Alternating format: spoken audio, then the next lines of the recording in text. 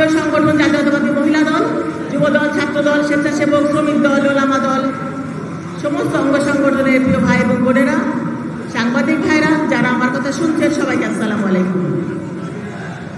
আমি প্রথমেই শ্রদ্ধার সাথে স্মরণ করছি বহুদলীয় গণতন্ত্রের প্রবক্তা, স্বাধীনতার মহান ঘোষক, বীর মুক্তিযোদ্ধা, বাংলাদেশের প্রথম রাষ্ট্রপতি শহীদ প্রেসিডেন্ট জিয়াউর রহমানকে।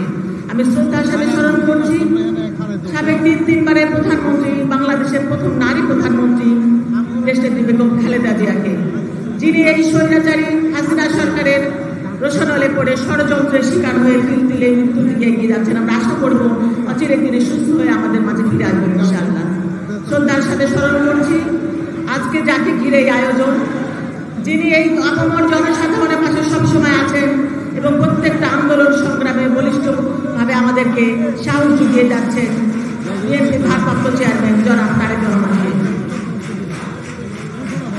ভাইরা, স্লোগান দিও না, ছাত্রদল তোমাদের কথা মনে আছে, স্লোগান দিও না। আজকে প্রধান অতিথি চলে আসছে, রোজার মাস, সময় কম, সময় স্বল্পতার কারণে আর বক্তব্য দিতে চাই না বেশি। তবে আমি দুই একটা কথা বলবো, সেটা অন্যরকম কথা। সবাই রাজনৈতিক বক্তব্য দিয়েছেন, রাজনৈতিক বক্তব্য সবাই দিয়েছেন, কিন্তু আমাদেরকে মনে রাখতে হবে আমরা কোন প্রোগ্রামটা এসেছি। আমরা এসেছি রাষ্ট্র কাঠামো মেরামতের 31 দফার আলোচনা নিয়ে। তো 31 দফা আলোচনা, এই যে মহানগরের মজনু এবং রবিন এই ঢাকা মহানগরের 26টা থানায় ঘুরে ঘুরে প্রোগ্রাম করছে।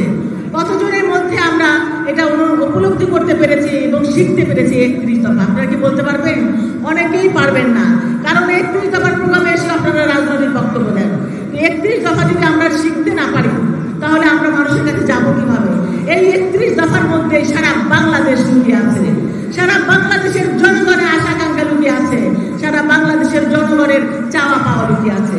সুতরাং আমরা 31 দফাটাই যদি আমরা করতে পারি, তাহলে আমরা জনগণের দোরগোড়ায় যেতে পারবো ইনশাআল্লাহ। তো আপনাদের কাছে আরেকটি কথা বলবো, সেটা হলো এই এলাকায় যে চাঁদাবাজি যারা অনেকে, মানে আমি বলতে চাই যে যারা অন্যায় না করেও যেন কেউ শাস্তি না পায়, অন্যায় করেও যে শাস্তি পাচ্ছে না এরকমও যেন না হয়, আবার অন্যায় না করে যেন শাস্তি পায় সেরকমও যেন না হয়। তো আমি আসলে তো অনেক কিছুই বোঝার চেষ্টা করি, হয়তো সেইভাবে বলতে পারি না, কিন্তু আপনাদের কাছে আমি একটা আজকে কথা বলতে চাই। সেটা হলো, আপনারা প্রত্যেকটা মসজিদে মসজিদে দেখেছেন দান বাক্স দেখেছেন না? তালা চাবি দেওয়া থাকে আর মানুষ দান করে আসে ওখানে। আমি ভেবেছি আমার বাড়িতে ওরকম একটা দান বাক্স খুলবো, তালা চাবি দেওয়া থাকবে, সেই দান বাক্স আপনাদের টাকা পয়সা চাই না, আপনাদের অভিযোগ চাই, অভিযোগ।